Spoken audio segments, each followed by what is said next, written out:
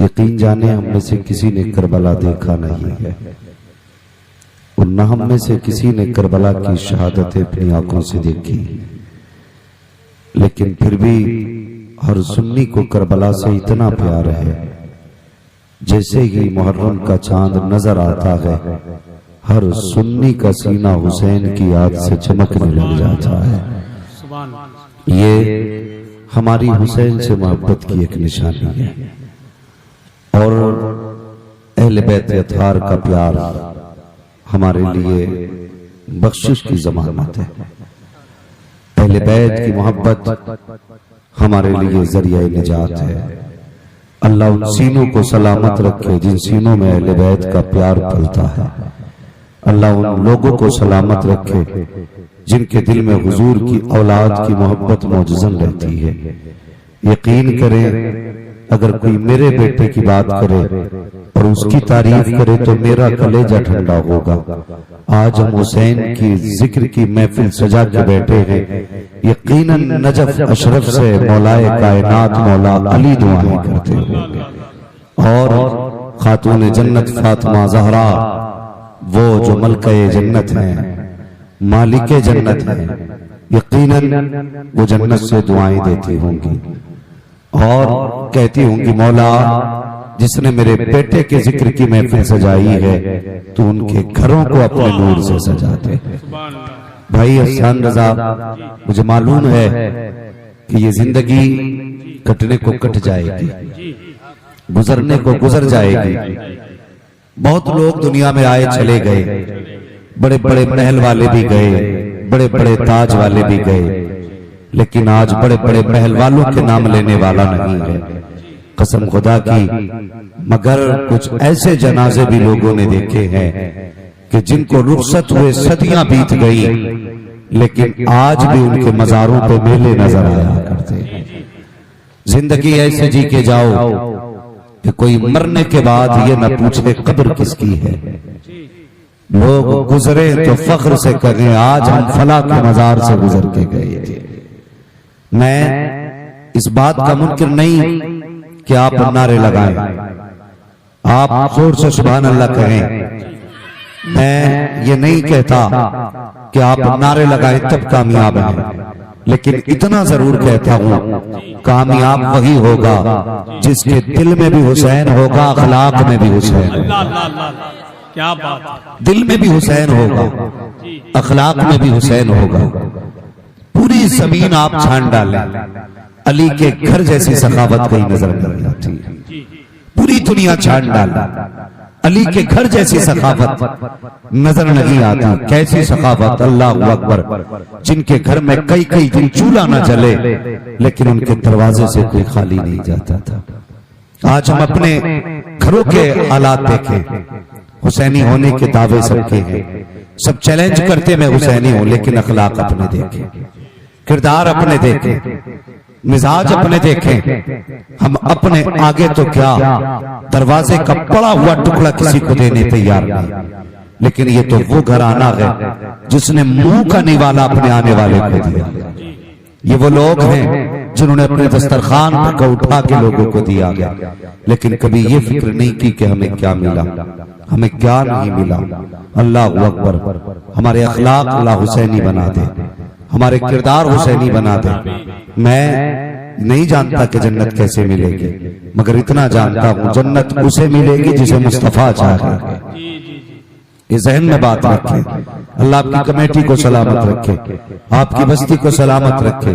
जन्नत उसे मिलेगी जिसे मुस्तफा चाहेंगे।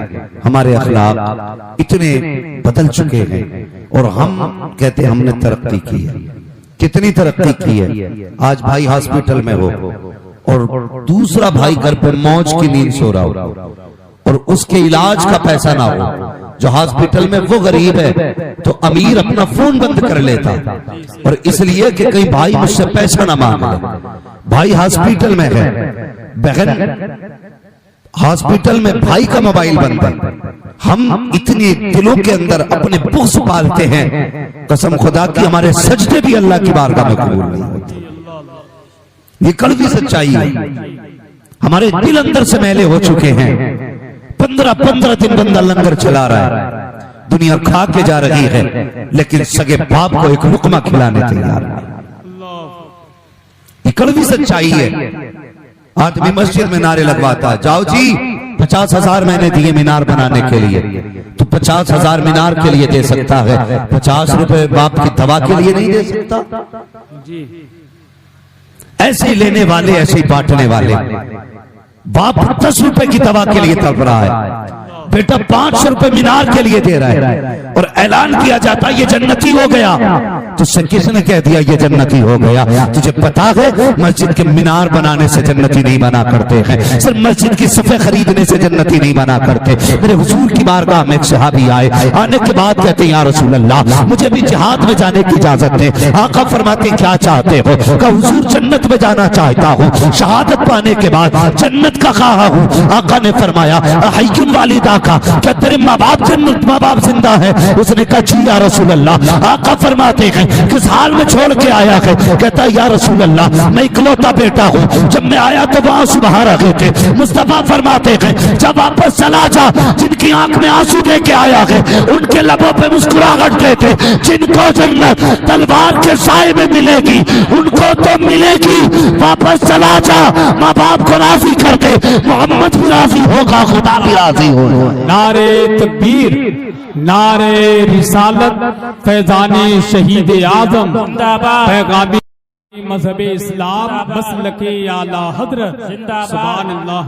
अपनी जिंदगी देखे हमें शौक है नामवरी का, हमें शौक है हमारे नाम के नारे लगे। हम तो चंदा भी वहां देते हैं जहां पे हमारा प्रचार ज्यादा किया जाता है। इससे मतलब नहीं जरूरत किसको ज्यादा है, मतलब इससे होता है हम लोगों का कि नाम कहां ज्यादा होगा। ये मिजाज है हमारे, नाम के लिए मर गई दुनिया नाम करते करते। लेकिन कुरान कहता वह तो इज्जु मन तशा व तुज़िल्लु मन तशा, तेरे चाहने से कुछ नहीं होता है। अल्लाह जिसे चाहता है इज्जतें अता फरमाता है, अल्लाह जिसे चाहता है जिल्लतें अता फरमाता है। इज्जत और जिल्लत का मालिक वो है, तो फिर बंदा अपनी फिक्र में क्यों? तू रब के काम में लग जा, रब तेरे काम कर डालेगा। तो हमारे मिजाज भी नामवरी के, मगर कसम खुदा की वो कैसा घराना था। हुजूर मिंबर शरीफ पे है, आका करीम मिंबर पे खड़े ऐलान फरमाया। आप खुतबा इरशाद फरमा रहे दीवानों के बीच में एक परदेसी आ गया, उसने आके कहा क्या है कोई जो मुझे खाना खिला दे। उसने इतनी बात कही ना, मेरे हुजूर मिंबर पे थे, आपने 350 सहाबा हुजूर के सामने बैठे। कितने 350। मुझे भी मसला के आला हज़रत के नारे लगाने आते, मैं भी कूदना जानता हूं, लेकिन डॉक्टर इकबाल ने कहा था यूं तो सैयद भी हो, मिर्जा भी हो, अफगान भी हो, तुम सभी कुछ को बताओ कि मुसलमान भी हो। जरा झांके गरेबान में अपने, गौर करें हम किस कैटेगरी के मुसलमान हैं, हमारा लेवल क्या है इस्लाम में। गौर करें। अल्लाह अकबर। हुजूर मिंबर पे हैं, फरमाते हैं कोई जो इसे खाना खिलाए? 350 सहाबा की गर्दन झुक गई, कोई नहीं बोला। फरमाया मेहमान है हमारा, इसे कोई खाना खिलाए। 350 लोगों की गर्दन झुकी। मुस्तफा फरमाते क्या कोई मेरे मेहमान को खाना नहीं खिला सकता? जब इतनी बात कही है, सारे सहाबा की आंखों में आंसू थे। हजरत सलमान फारसी उठ के खड़े हुए, कहते या रसूल अल्लाह, ये तो वो कौम है जो आपके इशारे पे गर्दनें कटाने तैयार रहती है। ये तो वो कौम है जिसने बच्चों को बच्चे न जाना, ये तो वो कौम है जिसने औलाद को औलाद न जाना। आपने एक आवाज दी है, ये तो बच्चे लेकर के आ गए। आपने एक बार पुकारा था, ये तो जानों के नजराने लेकर आ गए। लेकिन या रसूल अल्लाह, आज 3 मर्तबा आपने ऐलान किया है, क्या वजह है कि कोई रोटी खिलाने तैयार नहीं? कहते या रसूल अल्लाह, ये जितने बैठे हुए हैं इनमें से किसी के घर भी आधी रोटी तो क्या है, रोटी का एक लुकमा भी मौजूद नहीं है। या रसूल अल्लाह, अगर होता तो पहली आवाज पे खड़े हो जाते। इनमें से कितने ऐसे हैं जिनमें 3 दिन का प्यासा 3 दिन का फाका है, किसी का 2 दिन का फाका है, किसी का 5 दिन का फाका है। इतना सरकार ने सुना है, खामोश हो जाते हैं। सलमान फारसी कहते हैं या रसूल अल्लाह, अगर आप इजाजत दें तो आपके मेहमान को मैं खाना खिलाऊं। आका फरमाते हैं सलमान जब 350 के यहाँ खाना नहीं है तो तू कहाँ खिलाएगा। सलमान फारसी ने कहा था या रसूल अल्लाह, एक दरवाजा ऐसा है मैं जिसका पता जानता हूँ, उस दरवाजे से आज तक कोई खाली नहीं गया। आका फरमाते किसका दरवाजा? कहते आका वो दरवाजा किसी और का नहीं है बल्कि आपकी बेटी फातिमा ज़हरा का दरवाजा है। अल्लाह अकबर। हुजूर फरमाते सलमान तेरी मर्जी, जैसा चाहे कर। सलमान फारसी ने क्या किया? हाथ पकड़ा आ गए हजरत फातिमा की चौखट पे, दस्तक दी, आवाज आई मन दक्कल बाब। दरवाजा किसने बजाया? कहते सलमान फारसी। क्यों आए हैं? का हुजूर का मेहमान है, खाना खिलाने लाया। इतना सुना ना, सैयदा फातिमा ज़हरा ने दरवाजे का एक पट खोल दिया। फरमाने लगी सलमान जरा झांक के देख। हजरत सलमान फारसी ने देखा, शहजादे चटाई पे लेटे थे। हजरत फातिमा ज़हरा कहती है सलमान आज 3 दिन हो गए मेरे बेटों को एक लुकमा नहीं मिला और तुम मेहमान लेके चले आए। बताइए फातिमा के घर में कुछ नहीं है खिलाने के लिए। हजरत सलमान फारसी ने इतना सुना आंख में आंसू आ गए। फरमाने लगे मैं इसलिए लेके आया कि हुजूर ने 3 मरतबा कहा था कोई खाना खिला दे। सैयदा जन्नत मस्जिद के अंदर 350 सहाबा थे, किसी के घर एक लुकमा नहीं। हुजूर का मेहमान खाली चला जाता, सलमान को गवारा नहीं हुआ इसलिए लेके आ गया। अल्लाह अकबर। इतना कह के वापस चलने लगे। हजरत फातिमा कहती चचा मेहमान को थोड़ा दूर करके आइए, कुछ बात करनी है आपसे। गए, मेहमान को थोड़ा दूर खड़ा किया, आए। क्या बात है सैयदा? आपने पर्दे की आड़ से एक चादर निकाली, कहीं से लेके चले जाओ शमून के दरवाजे पे, उससे कहना ये चादर रख ले और इसके बदले में हमें थोड़ा सा आटा दे दे, ताकि हमारे दरवाजे पे जो मेहमान आया है ना ये खाली नहीं जाना चाहिए। आज मिजाज देखे हम लोग कितने बदल गए। लोग कहते हैं हमने तरक्की की है। एक दौर वो था कि जब मेहमान नहीं होता था तो लोग परेशान हो जाते थे, क्या हुआ मेहमान नहीं है, शायद रब नाराज है इसलिए मेहमान नहीं भेजा है। लोगों की तमन्नाएं ये रहती थी मेहमान आएगा तब खाना खाएंगे। आज लोग ये सोचते हैं मेहमान चला जाएगा तब खाना खाएंगे। कितने बदले हैं हम लोग, कितनी हमने तरक्की की है। कल मेहमान का इंतजार करते थे, आने का आज जाने का इंतजार करते, फिर कहते हैं तावीज दे दें बरकत हो जाए। बरकतें तावीज से नहीं होती है, बरकतें अमल से होती है, बरकतें नीयत से होती है। वो लोग थे हजरत इब्राहिम खलीलुल्लाह, कोई मेहमान नहीं आया ना खाना नहीं खाया, जाकर राह में खड़े हो गए। कोई मेहमान मिलेगा बुला के लाऊंगा तब खाना खाऊंगा। एक बुजुर्ग को जाते देखा, बड़ी उम्र का बंदा था, कहने लगे यार खाना खा ले। उसका हाथ पकड़ा, लेके आ गए, दस्तरखान पे बैठे। जैसी लुकमा उसने बनाया ना, सुने अल्लाह कितना करीम है, जैसी लुकमा बनाया आप फरमाने लगे ठहर, लुकमा बाद में खाना, पहले मेरे रब का नाम ले, पहले मेरे रब का नाम ले। जब इतनी बात सुनी ना, वो कहने लगा इब्राहिम मैं तुम्हारे रब को मानता ही नहीं तो उनका नाम, उसका नाम क्यों लूं? आपने फरमाया अगर नाम नहीं लेता तो उठ, मैं तुझे खाना ही नहीं खिलाऊंगा। ये कहा वो उठ के चल दिया। फौरन रब ने जिब्रील को भेजा, जा मेरे खलील से जाके कह। जिब्रील आए, कहने लगे जिब्रील आए, कहने लगे इब्राहिम रब ने पैगाम भेजा है, जिस बंदे को तुमने वापस किया है ना उसे बुला के लाइए, अपने दस्तरखान पर बैठा के खाना खिलाइए। हजरत इब्राहिम कहते हैं जिब्रील ये वो बंदा है जिससे मैंने कहा था मेरे रब का नाम ले, उसने रब का नाम लेने से इनकार कर दिया। जो मेरे रब का नाम नहीं ले सकता वो खलील के दस्तरखान पे खाना कैसे खा सकता है? जिब्रील कहते हैं सुने इब्राहिम, रब फरमाता है ए इब्राहिम मैं इसको 70 साल से खिला रहा हूँ, आज तक कभी मैंने नहीं इससे कहा मेरा नाम ले तब रोजी दूंगा, मेरा नाम ले तब लुक़मे खिलाऊंगा, मेरा नाम ले तब पानी पिलाऊंगा। जब मैंने नहीं पूछा तो तुम कौन होते हो पूछने वाले? जाओ जाकर के उसको बुला के लाओ और उसको खिलाओ। अल्लाह अकबर। अल्लाह के खलील उठे, जाके हाथ पकड़ा, फरमाने लगे चल खाना खा। उसने कहा खा तो लूंगा लेकिन नाम नहीं लूंगा। कहा तेरी मर्जी है, नाम ले या ना ले, मेरे दस्तरखान पे बैठ के खा ले। बैठा दस्तरखान पे, कहने लगा खलील बात समझ में नहीं आई, अभी उठा के भगाया था, अब बुला के खिला रखे हो, अब नाम नहीं ले रहा हूं, तब भी राजी हो। तो अल्लाह के खलील ने कहा था बात यह है जिस रब के नाम लेने से तू इनकार कर रहा है, उसी रब ने कहा है खलील नाम ले ना ले, तू उसे खाना खिला। अगर हम बंद नहीं करते तो तू क्यों बंद कर सकता। अल्लाह अकबर। उसने इतना सुना, रोने लगा, कहने लगा अगर वो इतना प्यार करता है जबकि मैं उसका बागी हूं, जब मैं उसका हो जाऊंगा तो कितना प्यार करेगा। इसलिए अल्लाह के बंदो कभी मेहमान देख के भागो मत, डरो मत। मेहमान जब भी आता है ना, अपने साथ आपका हिस्से का भी रिस्क लेके आता है, आपके हिस्से का भी रिस्क लेके आता है। सैयदा फातिमा ज़हरा ने चादर ली दी, सलमान फारसी गए और वापस जो जब लेके आने लगे ना, अल्लाह अकबर, तो शमून यहूदी ने कहा ठहरो तो सही सलमान, सिर्फ जो लेके जा रहे हो बदले में कुछ तो दे के चले जाओ। कहने लगे क्या चाहिए। उसने कहा कि अब हाथ बढ़ाइए, मुझे भी हुजूर की चौखट तक ले चलिए। ये इनके घर की सखावत थी। जब इनके घर की सखावत देखते थे तो लोग दीन में दाखिल होते थे, यकीन जाने। और ये सच्ची बात है, गैर मुस्लिम हमारी नमाजों से मुतमईन नहीं होगा, गैर मुस्लिम हमारे रोजों से मुतमईन नहीं हो सकता, गैर मुस्लिम हमारे हज से मुतमईन नहीं हो सकता।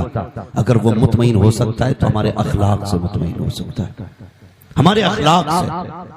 आप अखलाक बेहतर करें, फिर देखिए अल्लाह कितनी रहमत नाजिल फरमाता है। अल्लाह अकबर। आज बंदा कहता नहीं जी क्या जरूरत है, मैं तो रहते ही फला जगह हूं, मुझे क्या जरूरत है ऐसी सदके खैरात करने की।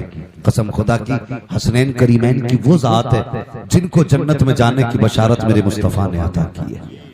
मेरे मुस्तफा ने फरमाया हसन हुसैन मेरे जन्नत के फूल हैं। ये हुजूर ने फरमाया ये वो है जो जन्नत के जवानों के सरदार हैं। लेकिन तुम्हें पता है जब इमाम हसन को गुस्ल दिया गया और आपके कपड़े उतारे गए ना, तो आपकी कमर पे काले निशान थे। लोग देख के बातें करने लगे कि ये तो शहजादे हैं, इनकी कमर पे काले निशानों का क्या काम है, क्यों है ये काले निशान। जब बातें होने लगी खादिम आगे बढ़ा, उसने कहा खुदा की कसम अगर मेरे आका की इज्जत की बात ना होती तो मैं इस रात से कभी पर्दा ना हटाता। उसने कहा लोगों, ये जो आप इमाम हसन की पीठ पे काले निशान देख रहे हैं ये किसी और के निशान नहीं है, बल्कि जब पूरा मदीना सो जाता था तो हजरत इमाम हसन नाज की बोरियां उठा करके यतीम और बेवा की चौखट पे रात को खुद पहुंचाने जाया करते थे।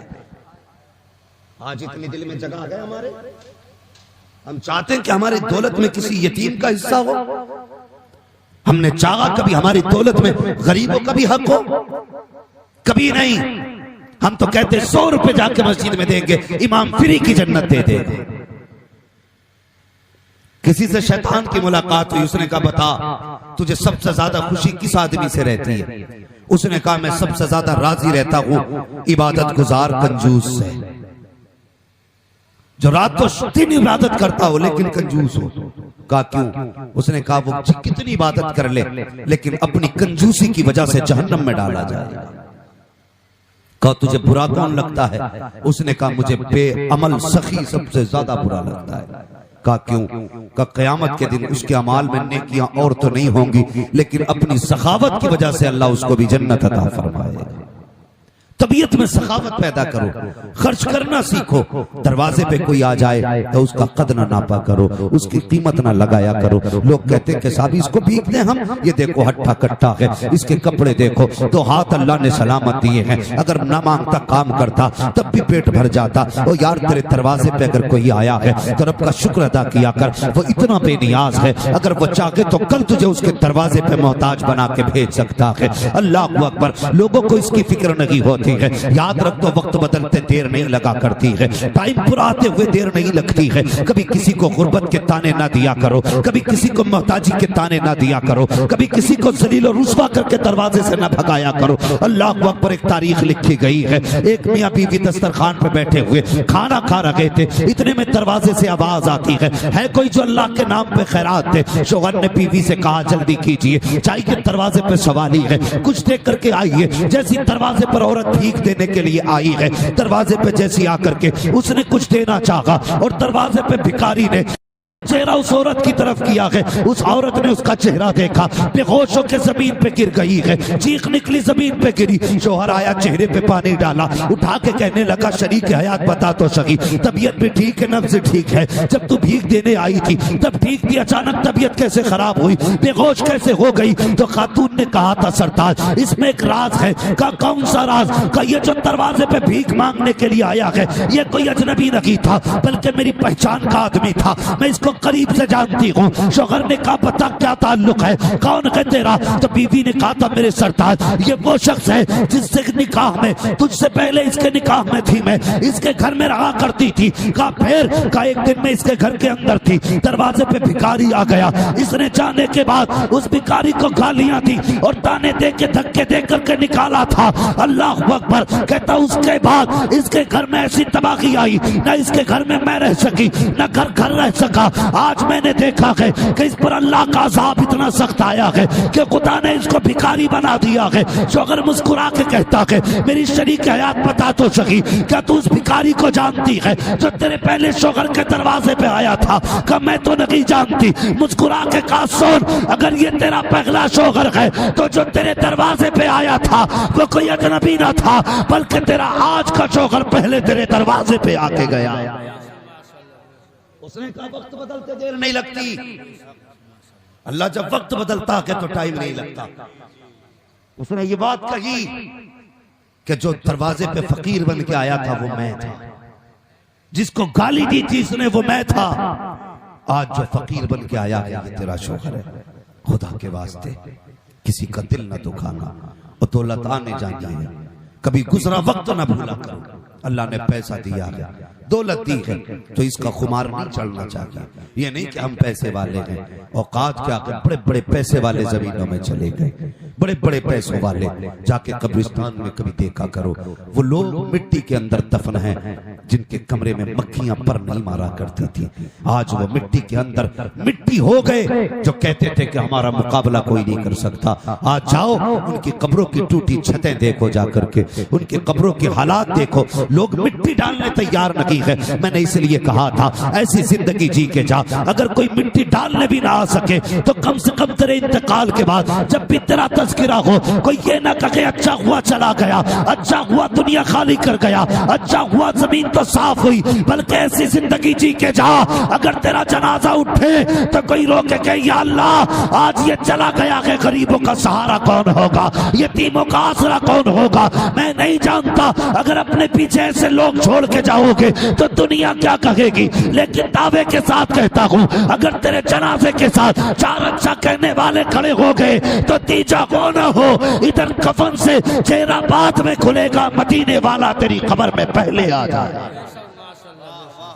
जिंदगी ऐसे गुजार के जाओ कि हुजूर राजी हो, खुदा भी राजी हो। हमारी जिंदगी बदलती जा रही है, मिजाज बिगड़ते जा रहे हैं हमारे। हाँ हम तो ये चाहते हैं कोई एक बंदा आए जन्नत दे के चला जाए, एक बंदा आए और सर्टिफिकेट दे के चला जाए, वो बड़ा बेनियाज है। अगर राजी ना हो तो करोड़ों बरस की इबारत मुंह पे मार दे, और अगर वो राजी होने पे आए ना तो एक लम्हे की नेकी पे बख्श देता है, सिर्फ पानी को लेके बख्श देता है, एक लुकमे को लेके बख्श देता है। अगर किसी को तकलीफ में देखा करो, मदद किया करो, उसकी मदद किया करो। और कायनात में सबसे ज्यादा खैरात करने वाला मेरे हुजूर का घराना है, मेरे हुजूर का घराना। मैंने तारीख में पढ़ा है हजरत सैयदा ज़ैनब रज़ी अल्लाह तआला अन्हा, ये मदीना शरीफ के सबसे बड़े ताजिर की बीवी है। आपके शोहर का नाम हजरत अब्दुल्ला बिन जाफर तैयार है, इतने बड़े ताजिर हैं आप। अल्लाह अकबर। जब सैयदा ज़ैनब सखावत करती थी ना, सखावत, तो आपकी गली में पैर रखने जगह नहीं होती थी। कभी कभी मुस्कुरा के इमाम हुसैन फरमाया करते थे, बहन कुछ अपने लिए भी है कि नहीं? तो मुस्कुरा के कहती थी, जितना रब देता है उतना की ज़ैनब लुटा दिया करती। ये इनके घर की सखावत थी। अल्लाह अकबर। और यही काफिला जब करबला गया था, किसी ने सैयदा ज़ैनब को सूखी रोटी दी तो देख के रोने लगी देख के सूखी रोटी। अल्लाह अकबर। जब सूखी रोटी आपने देखी, रोई, और उसके बाद आपने वो रोटी खुद नहीं खाई, तकसीम कर दी अपने साथ की औरतों को। एक खातून खड़ी थी, उसने कहा, बता खातून, क्या तेरा ताल्लुक अली के घर से कुछ है? कहा क्यों? उसने कहा कि तुझे तो नहीं जानती कि तू है कौन, लेकिन तेरी आदत बता रही है कि तू फातिमा ज़हरा की कुछ लगा करती है। कितनों के पास ताज्जुब की तो दौलत है, अंदाजा लगाएं। हाथ नहीं उठवाऊंगा, मैं किसी का राज नहीं खुलवाना चाहता। जब रब बंदों का राज नहीं खोलता तो फिर बंदे को क्या हक पड़ा किसी बंदे के ऐप खोले? बंदों को बंदों की पर्दापोशी करनी चाहिए। लेकिन इतना जरूर कहूंगा, क्या तैयारी है हमारे पास? क्या तैयारी है? वो तो मुकद्दर के धनी है हम कि हुजूर की उम्मत में पैदा हो गए। क्या बात है, सुभान अल्लाह, बहुत अच्छा। हाँ, जहां तुम बेटों की विलादत पे 2 रकात पढ़ते हो, पैसे की कसरत पे 2 रकात पढ़ते हो, तेरा काम चल जाए तो 2 रकात पढ़ता है शुक्र की। एक बार ये सोच के भी 2 रकात पढ़ लिया करके रब ने तुझे हुजूर की उम्मत में पैदा कर दिया है। बेशक, आहा, क्या बात है, सुभान अल्लाह। हुजूर की उम्मत में पैदा कर दिया गया। वरना पहली उम्मतों के हालात पढ़ें, और पढ़ नहीं सकते तो मुफ्ती साहब से आके पूछें और कहें पहली उम्मतों के हालात क्या थे। कहेंगे किसी ने नाफरमानी की तो रब ने बंदर बना दिया, किसी ने रब के हदों को तोड़ा तो अल्लाह ने जमीन फाड़ के जमीन में बढ़ा दिया, अगर किसी ने रब की नाफरमानी की तो उन पर पत्थर बरसा दिए गए, कहीं जमीन के तबके पलट दिए गए। जिन्होंने नाफरमानियां की वो बख्श रखे नहीं गए जमीन पे। आज कौन सा जुर्म ऐसा है जो हमारी कौम के अंदर नहीं है? कौन सा गुनाह ऐसा है जो हम कर नहीं रहे हैं? लेकिन बात क्या है, पत्थर क्यों नहीं गिर रहे हैं, जमीन क्यों नहीं फट रही है, चेहरे बिगाड़ करके बंदर और सुअर क्यों नहीं बनाए जा रहे हैं? तो सुन, ये तेरा कमाल नहीं है, ये तेरे अमाल नहीं है, ये एहसान मदीने वाले का है। रब ने वादा लिया है, मा कान अल्लाहु लियुअज़्ज़िबहुम व अंता फ़ीहिम रसूला। महबूब सेकंड लगते मैं तो मिटा के रख देता, लेकिन तेरी इज्जत की कसम तेरे चेहरे को देख के मैं इनके गुनाहों को बख्श देता। बेशक, सुभान अल्लाह, सुभान अल्लाह, बहुत अच्छे। आज जो बच्चे हैं हुजूर की वजह से बचे, आज हुजूर की वजह से बचे। क्यों नहीं पढ़ाता बच्चे को दुरूद? क्यों नहीं सिखाते औलाद को हुजूर का प्यार? हमारे बच्चे 3 साल के हो जाएं, फिक्र हो जाती है, स्कूल ढूंढने निकल जाता, इंग्लिश मीडियम चाहिए। मौलाना फीस की फिक्र नहीं है, फीस की फिक्र नहीं है, 1 नंबर क्वालिटी होनी चाहिए स्कूल की। 3 साल में इतनी फिक्र हो गई और तू 63 साल का हो गया, तुझे आज तक दुआ कुनूत याद नहीं हुई? अहे क्या, ये हमारी दीनदारी है, ये हमारा इस्लाम है हमारे अंदर। हमारा 5 साल का बच्चा इंग्लिश में पोयम सुना लेता है, लेकिन 5 साल के बच्चे का जो बाप 35 साल का है उसे कुरान की 10 सूरतें नहीं आती। जी, ये कड़वी सच्चाई है। हमारी कौम का सारा फोकस अगर लगाए ना, सारा फोकस लगाए तो चमक दमक पे लगाए, ये सारी रखी रह जाएगी। यार तुमने छप्पर वालों के भी जनाजे देखे होंगे, बिल्डिंगों वालों के भी जनाजे देखे होंगे। बचना कोई नहीं है, मौत सबको आनी है। और याद रखना, जब मौत का फरिश्ता आता है ना तो फिर छोड़ के नहीं जाता है, फिर छोड़ के नहीं जाता है। हैरत होती है, ये तमाम तर उलमा तशरीफ फरमाए, मैं पूरी जिम्मेदारी के साथ कहता हूं, हमारी कौम को 10 सूरतें याद नहीं, और बच्चों को पूरा इंट्रोडक्शन इंग्लिश में बच्चा करा रहा है। अपना नाम, अब्बा का नाम, गली का पता, घर का पता। तेरे बच्चे को इंग्लिश में घर का पता याद है, लेकिन तुझे उर्दू में भी जन्नत का पता याद नहीं। क्या बात है, सुभान अल्लाह, जन्नत का पता याद नहीं। हमारी कौम जो बेहोश हुई है ना कहीं हम ही उसके जिम्मेदार हैं। कोई उठ के 500 का नोट मुझे दे, मैं कहूंगा देखो ये जन्नती जा रहा है। 1000 रुपए दे दे तो टिकट दे दूंगा, यही इससे मतलब नहीं ये ब्याज का लेके आया कि सूद का के हराम का, इससे कोई मतलब नहीं होता। मैं एक बात कहता हूं, बुरा ना मानिएगा, हम सिलसिले वाले लोग हैं, मुफ्ती साहब क़िबला सिलसिले वाले लोग हैं, लेकिन बात ही समझ में नहीं आती, पता ही नहीं चलता। पीर मुरीद बैठे हो दोनों, तो पता ही नहीं चलता इनमें मुरीद कौन है, इनमें पीर कौन है, पता ही नहीं चलता हज़रत, पता ही नहीं चलता। अगर कोई पीर से आके कहे मेरे घर चलें, तो उसकी तरफ ना इनसे पूछ लो, इन्होंने बुलाया इनसे पूछ लो, भाई पीर ये है कि तू है।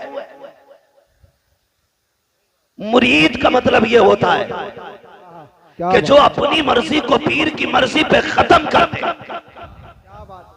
वो मुरीद होता है। और जब मुरीद अपने पीर को मर्जी से चलाए, वो रंगत में अशरफी रज़वी कादरी हो सकता है, लेकिन हकीकत में नहीं। यही वजह है कि जुड़ने के बाद भी सिलसिले से कोई फैज नहीं। क्या बात, मिसाल लंबी नहीं, करीब की बात करूं, करीब की बात करूं। हाथ कंगन को आरसी क्या, पढ़े लिखे को फारसी क्या। रामपुर आपके करीब है, हाफिज शाह जमालुल्लाह भी यहीं के, हाफिज शाह दरगाही भी यहीं के।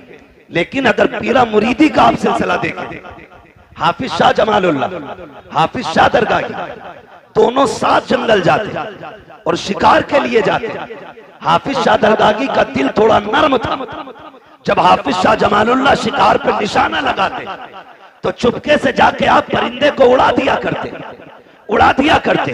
हजरत ने गौर किया कि जब निशाना लगाता हूं तभी क्यों उड़ता है, समझ गए इसमें दरगाही की चाल होगी। मोहब्बत से दरगैया कहते थे, दरगैया कह के आवाज देते थे। आगे बढ़े, परिंदा उड़ गया, आप फरमाते दरगैया का जी सरकार यही खड़ा रहे, ये कह के आप आगे गुजर गए, पलट के खानकाह में आ गए। 12 साल तक पलट के नहीं गए, 12 साल तक पलट के नहीं गए। 12 साल के बाद फिर उसी जगह पे पहुंचे और शिकार के लिए गए। अचानक कहते हैं यार मुझे यहाँ से दरगैया की खुशबू आ रही है, दरगैया की खुशबू आ रही है। जब इतना कहा दरगैया की खुशबू, लोगों ने निगाह डाली, कोई नजर नहीं आ रहा है। एक मिट्टी का टीला तो है लेकिन कोई शख्स नहीं है। आपसे कहा था हुजूर यहाँ दरगाही की बात कर रहे हैं, 12 साल हो गए हैं, आज तक दरगाही का पता नहीं चला है, आप किसकी बात कर रहे हैं? कहो ना हो मेरा दरगाही यही कहीं पर है। इतना कहने के बाद आपने आवाज दी दरगैया कहाँ है, जरा सामने तो आ। वो जो मिट्टी का ढेर लगा था उसमें खलचल पैदा हुई, मिट्टी फटी, घास फटी। हाफिज शाह दरगाही निकले, आने के बाद कहते हैं हुजूर हाजिर हो। कहा यहाँ क्या कर रहे हो? कहा याद कीजिएगा 12 साल पहले आपने यहाँ मुझसे कहा था दरगाही खड़ा हो जाओ, 12 साल से इसी जगह पे खड़ा हूँ। कहा ये मिट्टी का सरकार जहाँ कदम था वहीं पे रुका रखा, हवा चली, मिट्टी चिपकती गई, ढेर बनता गया, घास मुझ पे जमाई। कहते हैं अच्छा का फिर आया क्यों नहीं? कहा तेरी मर्जी से खड़ा हुआ था, तेरी मर्जी का इंतजार है। मैं कहना ये चाहता हूँ अगर रिश्ते ऐसे होते हैं तो अल्लाह वलियों में भी और शागिर्दों में भी मुरीदों में भी वो दर्जे अता फरमाता है कि जहाँ जहाँ हाफिज शाह जमालुल्लाह की बातें होती है वहाँ वहाँ हाफिज शाह दरगाही की बातें हुआ।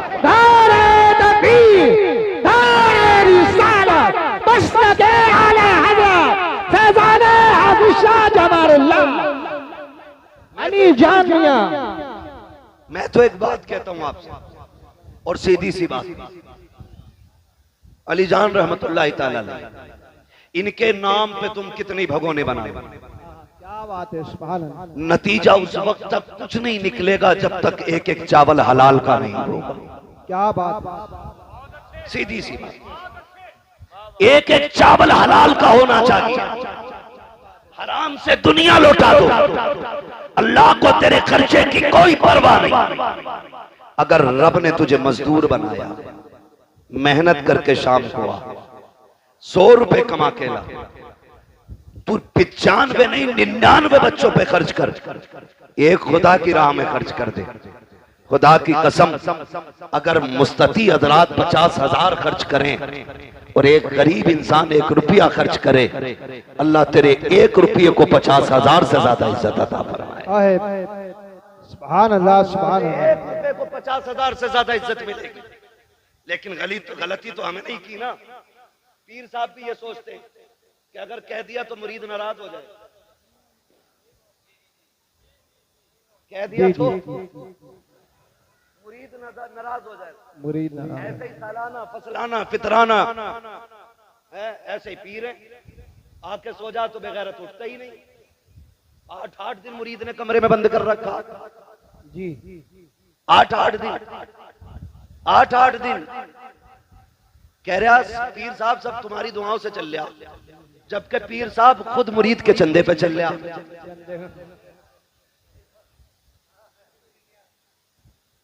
मसला है कोई यार, ये कोई समझ में आने वाली बात है। सिर्फ लेने वाले को पीर नहीं कहा जाता, देने वाले को पीर कहा जाता। बेशक सुभान अल्लाह सुभान अल्लाह। देने वाले। मुझे एक बात याद आ रही है, मेरे मुर्शिदे गिरामी सैयदी सरकार ताजुश शरिया अल्लामा अख्तर रजा खान अज़हरी मियां रहमतुल्लाह तआला अलैह। पहली मिसाल तो ये दे दूं पीर कैसा होना चाहिए। मुंबई गए, मुंबई कयाम एक मुरीद के घर था। आप लेटे हुए थे, गेट के पास में हुजरा था, कमरा हजरत का आरामगाह। 2 बजे गेट बज गया, हजरत तभी लेटे थे। आवाज आहट आई, उठ गए। मुरीद से फरमाया देखो कौन है। वो बाहर निकला, कोई बेचारा जरूरतमंद था। उसने कहा मुझे सरकार से मिलना है। मैंने जो बात कही वो याद रखिए। कुछ मुरीद पीर को अपने बाप की बपोती समझते। जब कहा मुझे हजरत से मिलना, उसने कहा जाओ जाओ सुबह आना, जाओ जाओ। समझ रहे हैं आप लोग क्या कहा? सुबह आना। सारे बोले कब आना है? अभी भी कुछ लोग कंजूसी कर रहे हैं, कब आना है? सुबह आना। सुबह आना। ये कह के उसने उसको धक्का दिया। आवाज कमरे तक जा रही थी। मन्नतों समाजत करता रहा कि सुबह मजदूरी के लिए जाना है, मंडी में जाके खड़ा भी होना है, बच्चों के लिए 4 पैसे कमा के लाने। मैं सुबह कहां लाइन में लगूंगा? मैं अब तक इंतजार करता रहा, भीड़ कम होगी तब हजरत से मुलाकात करूंगा, मेहरबानी करो हजरत तक मेरी बात पहुंचा दो। उसने कहा नहीं हजरत अभी अभी लेटे हैं। धक्का दिया, दरवाजा बंद कर दिया। लेकिन जब ये हजरत के सामने बात है, ये दूर से महसूस फरमा रहे हैं, कान तक आवाज आ रही है। जब वो अंदर आए उसको धक्का देके क्या देखते हैं? हजरत ने सामान उठा रखा है, बगल में दबा रखा है। उसने कहा हुजूर ये क्या? कहा मुझे तेरे घर नहीं रुकना है। कहा चाहते हैं? का स्टेशन छोड़ने चल, मुझे अभी बरेली जाना है। का हुजूर गलती क्या हो गई? का मैंने तूने नहीं सुना, वो बेचारा कितनी समाजत कर रहा था, मिलने के लिए आया, तूने धक्का दे दिया। कहते सुन, जिसके सीने में उम्मत की परवाह नहीं है, अख्तर रजा को उसके घर की भी परवाह नहीं है। क्या बात है, जिंदाबाद जिंदाबाद, बहुत अच्छे। ओ भाई, इसे पीर कहते हैं, इसे पीर कहते हैं। और अल्लाह माफ करे, अगर शहर का सबसे बड़ा स्मगलर, सबकी बात नहीं कर रहा हूं जी, सबकी बात नहीं कर रहा हूं मैं, चंद लुटिया डुबाने वाले पीरों की बात कर रहा हूं, जिन्होंने कौम की लुटिया डुबा रखी है। और हमारा काम है समझाना, इसलिए कह के जा रहा हूं, हम सिलसिलों के मुखालिफ नहीं, हम तो नस्ल दर नस्ल बुजुर्गों से जुड़ने वाले लोग हैं। हम बुजुर्गों के दामन से वाबस्ता हैं और यही जिम्मेदारी और कोशिश उलमा की रहती है कि अपनी कौम को अल्लाह वालों से जोड़ा जाए। बेशक सुभान अल्लाह। यही कोशिश रहती है सब। मैं अगर शहर में सबसे बड़ा स्मगलर है और पीर साहब से गहरे ताल्लुकात, तो एक बार भी हजरत ये नहीं कह सकते कि भाई ये काम बंद कर दे, क्योंकि वो रूठ जाएगा, वो रूठ जाएगा। इतनी हिम्मत नहीं है। मैं तो दावे के साथ कहता हूं, अगर हर पीर अपने मुरीद से गलत कामों को छोड़ने की सख्ती से ताकीद कर दे और ये कह दे तेरे घर का पानी तब पीऊंगा जब तू ब्याज लेना बंद कर देगा, जब तू रिश्वत का बाजार ठंडा कर देगा तब मैं तेरे घर पानी पीऊंगा, मेरा ईमान कहता है भले बच्चों को चटनी से पाले, अपने बच्चों को हराम के लुक़मे नहीं खिलाएगा वो बंदा। क्या बात है, सुभान अल्लाह सुभान अल्लाह। लेकिन इस पे सख्ती नहीं। बस मैं आपसे चंद बातें करना चाहता हूं, बहुत गौर से मेरी बात सुनिए। भाई हल्का इको कम कर दीजिए, पीछे वाले लोग कह रहे हैं कि आवाज साफ नहीं आ रही। तवज्जो है सारे लोगों की, वैसे मेरे हिसाब से तो बहुत अच्छी आवाज है, तवज्जो है सारे लोगों की ना। हम अपने बच्चों को क्या सिखाते हैं? दौलत का भी एक नशा है जिसका खुमार शराब से ज्यादा होता है, ये याद रखना। दौलत का भी अपना नशा है, इसका खुमार शराब से ज्यादा होता है। अगर इसकी लत किसी को लग जाए ना तो फिर बेड़े गरक कर देती है, नस्लें फिर बचा नहीं करती, फिर बेड़े गरक हो जाया करते। हम जानते हैं हमारे घर में बच्चा पैदा हो, हमें 3 साल से इंग्लिश मीडियम की फिक्र और पूरा घर उसकी नौकरी में लग जाता है। वक्त पे जूते, वक्त पे ड्रेस, वक्त पे किताबें, वक्त पे टिफिन, सारी चीजें तैयार होती हैं, सारी चीजें। उसके बावजूद भी अगर बच्चे की तरफ से कोई कमी हो जाती है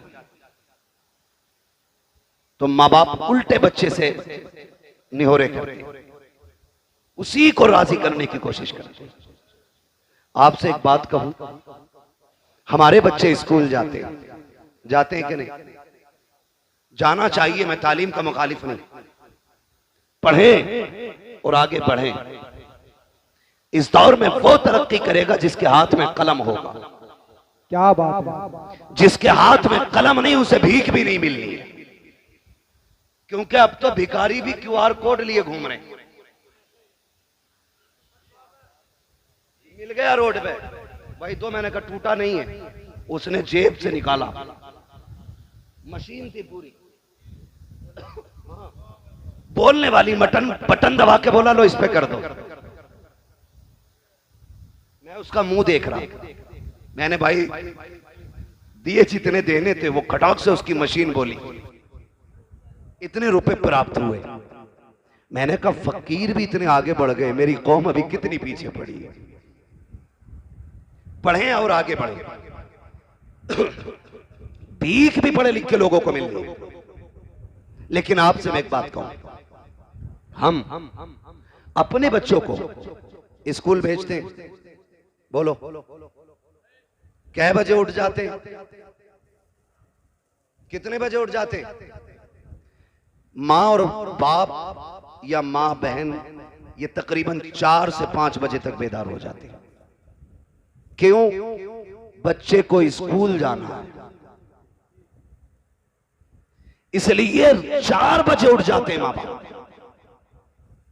और 4 बजे उठने के बाद माँ नाश्ता टिफिन सारा तैयार करती है, बहन बस्ता तैयार करती है, बैग तैयार करने के बाद बच्चे को वक्त पे उठा करके स्कूल भेजा जाता है। जो माँ 4 बजे उठ करके अपने बच्चे को वक्त पे स्कूल भेज सकती है, वो अजान सुनने के बाद अपने बच्चे को मस्जिद क्यों नहीं भेज सकती? इसलिए 4 बजे उठ जाते हो कि अगर टाइम पे बच्चा नहीं गया तो टीचर नाराज हो जाएगा, इसलिए शहर में उठ जाया करो। अगर बच्चे को मस्जिद न भेजा खुदा नाराज हो जाएगा, असर में बच्चा नहीं गया खुदा नाराज हो जाएगा, मगरिब में बच्चा ना गया खुदा नाराज हो जाएगा, ईशा में बच्चा ना गया खुदा नाराज हो जाएगा। दावे के साथ कहता हूँ 5 वक्त 10 साल तक तुम बच्चे को मस्जिद भेजो, खुदा की कसम पूरा मुआशरा तुम्हें 5 वक्त मस्जिद में सजदे करते नजर आने लग जाए। ये माँ बाप की सबसे बड़ी गलती रही कि उन्होंने बच्चों को मस्जिद नहीं भेजा। अगली बात सुने, कितना अजीब दौर है। मोबाइल सब पे बड़े बड़े किसी पे जरूरत है, किसी पे बिला जरूरत है। ऐसे ही है ना। अब तो हाल ही हो गया। मैं कहता हूं कि हम वो खुशनसीब लोग थे कारी साहब जिन्हें मां की गोद मिल गई। हम रोते थे तो हमें मां गोद से लगाती, सीने से लगाती थी। आज बच्चा रोता है तो माएं सीने से नहीं लगाती, माएं सीने से नहीं लगाती। बच्चा रोया, मां ने गुनगुना बजाया, बहुत छोटा है तो वो ये सोचता है ये क्या दे दिया। थोड़ा समझदार है तो वो ये सोचता है ये क्या बज रहा है। और समझदार होता तो वो ये सोचता कैसे बज रहा है। ये फिक्र बच्चे की रहती है। मैं हर बाप से और हर मां से गुजारिश करूंगा, खुदारा जब बच्चे बचपन में रोया करें ना, इन्हें मोबाइल न दिया करो। इन्हें तुम्हारे सीने की ठंडक की जरूरत होती है, इन्हें कलेजे से लगा के प्यार दिया करो। वरना याद रखिए आज ये कमजोर है, इनको तुम्हारे सीने की जरूरत है, तुम इन्हें गोद नहीं ले रहे हो। कल जब तुम कमजोर हो जाओगे तुमको इनकी जरूरत होगी। आज तुमने मोबाइल थमाया है, कल ये तुम्हारे हाथ में मोबाइल थमा के कहेंगे हमें वक्त नहीं है, लो मोबाइल से वक्त गुजारो। खुदा की कसम जब रीढ़ की हड्डी दर्द करेगी तो मोबाइल दर्द नहीं बांटेगा। जब पिंडलियां टूटेगी तो मोबाइल से दर्द कम नहीं होगा। जब जबान लड़खड़ाने लग जाएगी तो मोबाइल तेरी तर्जमानी नहीं करेगा। जब तू ऊंचा सुनने लग जाएगा मोबाइल तेरे काम नहीं आएगा। आज अपना वक्त बच्चों को दे दो ताकि बुढ़ापे में कह सको हमने तुम्हें सीने से लगा के पाला था, आज तुम सीने से लगा के हमें पालो। अगर मोबाइल दोगे सीने से नहीं लगाओगे तो बच्चों का हक मान लगे हो। और दूसरा नुकसान ये होता है जिन बच्चों को गाने सुना के पाला जाता है वो डांसर तो हो सकते हैं, शराबी भी हो सकते हैं, जुआरी भी हो सकते हैं, अय्याश भी हो सकते हैं, बदमाश भी हो सकते हैं, मुस्तफा के गुलाम नहीं हो सकते हैं, गुलाम नहीं हो सकते हैं। क्योंकि मैंने पहले कहा था जैसे माशरे में बच्चा रहता है वैसा बोला करता है। मैं कहूंगा जब बच्चे रोया करें मोबाइल ना दो, उन्हें सीने से लगाओ और उन्हें लोरिया दो कि मोहम्मद से वफा तूने तो हम तेरे हैं, ये जगह चीज है क्या लोहो कलम तेरे। नारे तकबीर, नारे रिसालत, उलमाए अहले सुन्नत, मुफ्ती हम्माद रज़ा साहिब किबला और से अली जान मियां कॉन्फ्रेंस। नारे तकबीर, नारे रिसालत। बहुत लंबी बात हो जाएगी बेटे, मेरे जहन में जो है मुझे वही बात करने दे। अल्लाह जज़ाए खैर दे, फरमाइश ना करें मेरे भाई। मुझे चंद बातें जो जरूरी करनी है वो कर जाने दीजिए। अल्लाह आपको सलामत रखे, आपकी मोहब्बतों को सलामत रखे। तवज्जो है, चलूं आगे। नाराज हो गए आप लोग? जितने लोग नाराज हैं वो हाथ ना उठाएं और सारे कह दें या रसूल अल्लाह। अब भी लोग कश्मकश में हैं, समझ नहीं पाए जुमला। बहरहाल मेरा कोई मसला नहीं, मेरा कोई मसला नहीं, बस मैं आपसे इतना कहता हूं, हम जब बच्चा हमारा सुबह तैयार हो जाता है, कभी कभार ऐसा होता है बच्चा पहले उठ जाता है और नाश्ते में थोड़ी बहुत देर हो जाती है कि नहीं? तो बच्चा कहता है अब क्या करूं? तो अम्मी मोबाइल दे देती है। तो टेबल पे बैठ, ये चला गेम खेल, पबजी खेल। और कौन सा गेम चल रहा है? कौन डूब गई? स्टेशन पे अकेला शोर मचा रहा था, अकेला ही कह रहा मार मार मार। मैं डर गया, मैंने कहा मसला क्या है? देखा तो कान में लीड लगा के चीख रहा था। पागल हो गए हम लोग। ये जवानियां ये पबजी के लिए थी, ये रात को चौकों में बैठ करके 3-3 बजे तक मार मार की सदाएं लगाने के लिए थी। मैं पूछना चाहता हूं इस जवानी को बर्बाद क्यों कर रहे हैं? ये जवानियां बड़े काम की हैं। आज बच्चा 18 नहीं 25 साल का हो जाओ, अम्मा कहती मेरा तो मुन्ना ही है अभी। गलती करके आता, बाप कहता सुनो आज ये शिकायत मिली है, कहती बच्चा है समझदार हो जाएगा। और कई लोग तो इतने गैर मुनासिब मशवरे देते हैं, अल्लाह उनके मशवरों को मुकम्मल कर दे। कहते हैं जो ना समझो उसकी शादी कर दो, कि जब कंधे पे जुआ आएगा तो खुद सीधा चलेगा। पता ये चलता मुफ्ती साहब अपना तो बेड़ा गर्क था ही था, दूसरे की बेटी का भी बेड़ा गर्क कर दिया। ये सही कह रहा हूं। कई लोगों की जिंदगी बर्बाद हो गई अधूरे मशवरों की बुनियाद पर। कह रहा जुआ रख दो सिर पे, कतई सीधा चलेगा। और जब जुआ रखा तो ऐसी गर्दन डाली उसने कि फिर जो 2-4 दाने चुग रहा था वो भी नहीं रहा, खत्म। ऐसे ही लोग कह रहे कंधे पे जुआ रख दो। हमने बड़े बड़े अच्छे सीधे होते देखे, 25 साल का हो गया, अम्मा कह रही है भी बालक है। तारीख का ये वर्क पलट जो सबसे पहले सिंध की धरती पे नौजवान आया था, जिसे दुनिया मोहम्मद बिन कासिम कहती है, वो 35 साल का नहीं, वो 17 साल का जवान था। 17 साल का जवान। कितने होते हैं 17 साल भाई? अभी 17 साल में हमारा हाई स्कूल कर रहा, हाई स्कूल, और इसे अभी जूतों के फीते बांधने नहीं आए। 17 साल में कुर्सी पे बैठ के अम्मी से जूते बंधवा रहा है। वो 17 साल का मोहम्मद बिन कासिम जब समंदरों का सीना चीर करके सिंध की धरती पे आया, कुछ तो ये देख रहे थे ये कर क्या सकता है, और जब पलट के जा रहा था तो सब कह रहे थे ये क्या क्या करके जा रहा है, ये क्या क्या करके जा रहा है।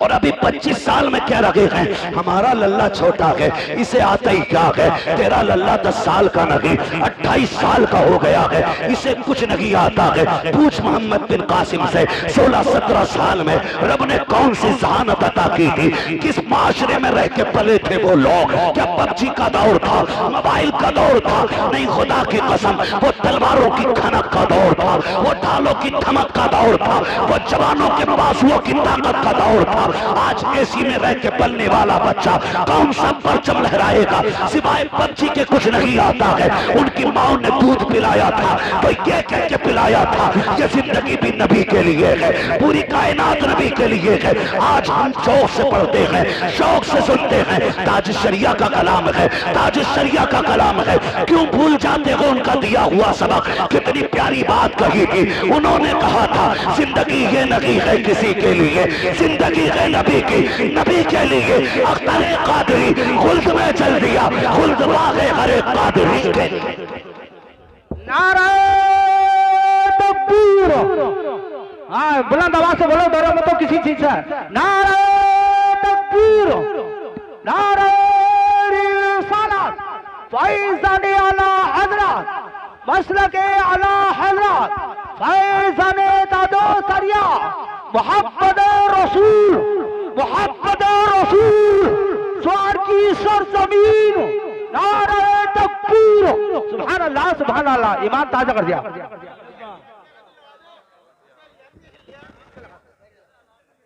चलें आगे, जरा कह दें या रसूल अल्लाह। हमने क्या पढ़ा है बच्चों को, हमने क्या पढ़ा? ताजुश शरिया ने भी बेदार किया, आला हजरत ने भी बेदार किया। आला हजरत से चिढ़ने की जरूरत नहीं, उन्हें पढ़ने की जरूरत है। उन्हें कारी साहब पढ़ने की जरूरत है, बिला वजह में दूर दूर से चिढ़ते। आला हजरत ने कहा था सूना जंगल रात अंधेरी, छाई बदली काली है, सोने वालों जागते रहियो चोरों की रखवाली है। कितनी बड़ी बात कह गए, सोने वालों जागते रहियो, सोने वालों जागते रहियो, चोरों की रखवाली है। मैं आपसे कहना चाहता हूं क्या तैयारी हमने की है? सारे नौजवान बैठे, सारे नौजवान बैठे, इतना कमजोर कोई नहीं है जो रोजाना सलातुत तस्बीह ना पढ़ सके। पढ़ सकता है नहीं हर नौजवान? अगर सीख ले तरीका, हर नौजवान एक मर्तबा रात में सलातुत तस्बीह पढ़ सकता है। इतने मजबूत लोग हैं, इतने मजबूत लोग हैं, लेकिन नहीं, ये मजबूती ताकत की नहीं होनी चाहिए, और जिस्म की ताकत से भी उतना काम नहीं बनता जितना रब की रहमत से काम बना करता है। रब की रहमत से जितनों ने गर्दने मैदाने जंग में कटाई, हर परवरिश के पीछे एक जियाली मां का हाथ है। पढ़ लो सारी तारीख। अलीजान बाबा की महफिल में बैठे हो, ये भी किसी पारसा माँ का लाल होगा जिसकी रियासतें और इबादतें इतनी बुलंद हुई कि अल्लाह ने इसको विलायत का दर्जा अता किया। अगर माएं दीनदार होती हैं तो औलाद नेक हो जाती, लेकिन अगर माएं दीन के नाम पे बुज़दिल हों तो फिर औलादों में शेरे खुदा पैदा नहीं होते। ये याद रखिए, औलादों में फिर बहादुर पैदा नहीं होते। इसलिए माओ का बहादुर होना जरूरी है, और बहादुरी से मतलब है माओ का दीनदार होना जरूरी है। जो किचन में मोबाइल बजा के आटा गूंद रही है, उस रोटी को खाने वाला फजर में उठेगा? नहीं उठेगा। बताओ यार, उठेगा? अगर मां बिना दुपट्टे के खाना बना दे तो फिर उस रोटी को खाने वाले के दिल में दुरूद का जज्बा पैदा होगा? नहीं हो सकता। अगर चाहते हो तेरे लुकमे के अंदर इबादत का नूर पैदा हो तो फिर माँ से कह के कनीज़े फातिमा ज़हरा बन, बहन से कह के कनीज़े फातिमा ज़हरा बन। जाओ जाकर के बेटियों को बताओ कि रोटियां बनाया करो तो सर से दुपट्टे नहीं उतरने चाहिए। आज घरों में ऐश के साथ रहने के बावजूद हमारी घर की बेटियों के सरों पे दुपट्टे नहीं रखे, हया का चादर उनके सर से उतर चुकी है। आज मैं आपसे कहना चाहता हूँ, दुनिया फिलिस्तीन के लिए रो रही है, लेकिन मैं ये कहता हूँ जितनी बहादुर माएं फिलिस्तीन की जमीन ने पैदा की है, आज तक कोई जमीन पैदा नहीं कर रही है। उनके हौसलों को सलाम, उनकी जुर्रतों को सलाम, उनकी बंदगी को सलाम, रब से मोहब्बत को सलाम। एक बेटी का इंटरव्यू आया, उससे पूछा गया था हर वक्त नकाब में क्यों नजर आती हो? उसने कहा था तुम सफर की बात करते हो, हम तो बिस्तर पे भी लेटते हैं, तो नकाब पहन के लेटा करते हैं। का नकाब पहन के क्यों लेटती हो? किसी ने सोचा था कि शायद यह जवाब देगी कि कब भागना पड़ जाए, इसलिए नकाब पहन के लेटते हैं, लेकिन उसके जवाब ने पूरी दुनिया को झंझोड़ के रख दिया था।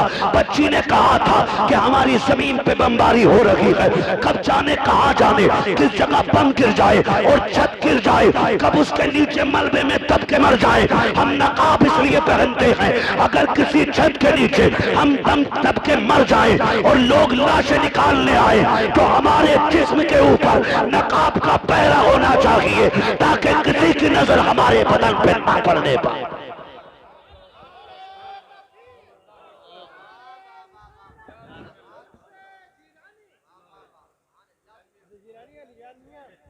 तवज्जो है ना आप लोगों की? खुदा की कसम, ये गैरत वाली माएं हैं तो फिर लाल भी कैसे गैरत वाले पैदा हो रहे हैं। यहां तो 6 फीट का हो, 58 इंच का सीना हो, हाँ, और उससे कहते जा मस्जिद में चिराग जलाइए। कह रहा भैया पता रात को 2 बजे जिन्ना मैं ना जाऊंगा। बड़ी मजबूत रिवायत है इनके याद। हाँ, रात को जिन्नात मस्जिद में जरूर आते हैं इसके लिए। कह रहा कतई नहीं जाऊंगा, जिन्नात आ जाऊंगा। कद कितना है? 6 फीट। सीना कितना है? 58 इंच।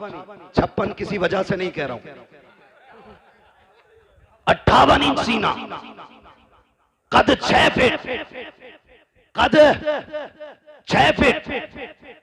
अच्छा खासा लहीम शहीम, चिराग जलाते तो कह रहा जिन्ना में। ये इसका नजरिया है। उन माओ के लालों को देखो, उम्र 6 साल है, कद 1.5 फीट है, छोटे छोटे हाथ हैं, खा नहीं पा रहे हैं, बोनिया दूध की हाथों में है, हाथ में दूध का फीडर लेकर के बड़े बड़े बहादुरों के आगे AK-47 लिए दुश्मन सामने खड़े हैं। किसी के हाथ में बम है, किसी के हाथ में गन है, लेकिन उन माओ के लालों को सलाम करो। 6 साल की उम्र में भी आंखों में आंखें डाल के कहते हैं तूने समझ क्या रखा है, हमने मोहम्मद का कलमा पढ़ा है, हम जान दे सकते हैं, ईमान नहीं दे सकते। मगर कब होगा? जब माएं नेक होंगी। जब माएं नेक होंगी। दादी कितनी नेक है पता है? पोते की शादी आ जाना, पैर नीचे नहीं रख रही है कारी साहब को, उड़ उड़ के कह रही है 7 दिन पहले गीत शुरू कर दो।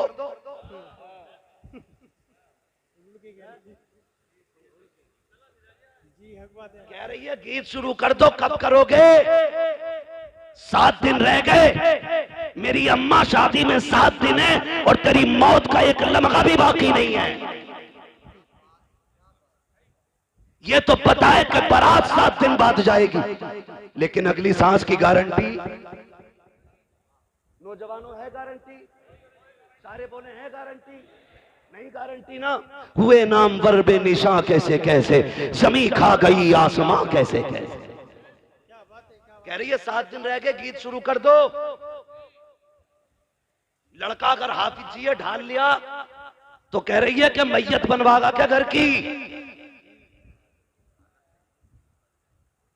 और ढोलक में मीरे महफिल बन के बैठती है। हाँ, बारी लगा रही है, अब तू गा। और जब परमल बट रहे तो कह रहे पहले दादी को दो। सेव कहते परमल खीले ना, खीले ना, पहले दादी को दो। क्यों? कि इसका सबसे बड़ा कारनामा। गलत नहीं कह रहा हूं मैं, सबसे बड़ा कारनामा है। कभी कभी रातों में गांवों से गुजरना होता है, चंद नौजवान लड़कियों के साथ, एक बूढ़ी साथ होती है। 3 बजे 2 बजे दौड़ती चली जा रही है, लड़कियों से आगे अम्मा जा रही है। पूछो क्या मामला है, ये किधर से आ रहे हैं? कहा आज गांव में गीत चल रहे थे, अम्मा वहीं से आ रही है। छोटी नाली हो या बड़ी नाली, ऐसे कूदती जा रही है जैसे हिरन जा रहा है दौड़ता हुआ। ये जो दौड़ के जा रही है, अगर इस अम्मा से कहो कि चल उठ के मुसल्ले पे नमाज पढ़ ले, गैरत कहती घुटने काम नहीं कर रहे हैं। कुरान पढ़ ले, कहती है टिपता नहीं है मुझे। रात के अंधेरे में बिना चराग के तुझे नालियां टिप जाती है। दौड़ करके आधा किलोमीटर तू कीले लेने चली जाती है। वो गैरत कर, तूने मदीने वाले का कलमा पढ़ा है। कहावत ये है कि मुंह में दांत नहीं, पेट में आग नहीं, मरने का वक्त आ गया है। एक पैर छिलके पर है, दूसरा कब्र में है, कल जाने मौत का पैगाम आ जाए। ए मेरी माँ मुसल्ला बिछा ले, रब को मना ले, पूरी जिंदगी गुनाह किए गए, आज रो के रब को दिखा दे। खुदा की कसम कब्रिस्तान में जा, दफन हो जा, रब को राजी करके जा। अगर बत्ती की जरूरत नहीं है, तेरी कब्र से मुझको अंबर की खुशबू आनी शुरू हो जाए। टाइम कम है, मेरा वक्त हो चला है, मैं बहुत कम वक्त में पूरी बात कर लूं अपनी। तवज्जो है सारे लोगों की? ये है दीनदारी हमारी, ये है दीनदारी। और अल्लाह सलामत रखे इन उलमा को। ये हर शादी पे लड़ते हैं किसी ना किसी से, कभी मेहर को लेकर लड़ जाते हैं, कभी निकाह पढ़ाने के पैसे को लेकर लड़ जाते हैं। इनकी गलती यह है कि ये 5000 मांग लेते हैं और ये शराफत से 5000 मांगते हैं। हमारी कौम उसे देती है 50,000 जो नंगा हो के ढोलक बजाने आता है। बुरा मत मानिएगा, ये कड़वी सच्चाई है। डीजे वाले को 20 दे दें, अगर पैसे वाला तो कह रहा तो नाचने वाली भी लाना। महफिल में रंग आना चाहिए, रंग इतनी लठियां चलेंगी मरने के बाद कि सारे रंग तेरे कब्र में नजर आएंगे। मैं देखो जी, मुझे चापलूसी नहीं आती है, मैं तुम्हें झूठी सच्ची बातें कह के और राजी करके नहीं जा रहा हूं। मैं आईना को दिखाऊंगा दाग चेहरे के, जिसे खराब लगे सामने से हट जाए। हाँ सीधी सी बात है। वो भाई तो करते क्या, दे दबा दब ढोल बज रहा, दे दबा दब, रुक थोड़ी रहा डीजे। पहले देखो हो क्या गया, पानी बिल्कुल मर गया, गैरत का बचा ही नहीं, आंखों के हया का पानी खत्म हो गया। पहले जब बेटियां रुखसत होती थी ना, ये सफेद बालों वाले लोग ना मेरी बात की तस्दीक करेंगे अगर याद रहा होगा इन्हें तो, वरना इस जमाने ने क्या क्या भुला दिया है।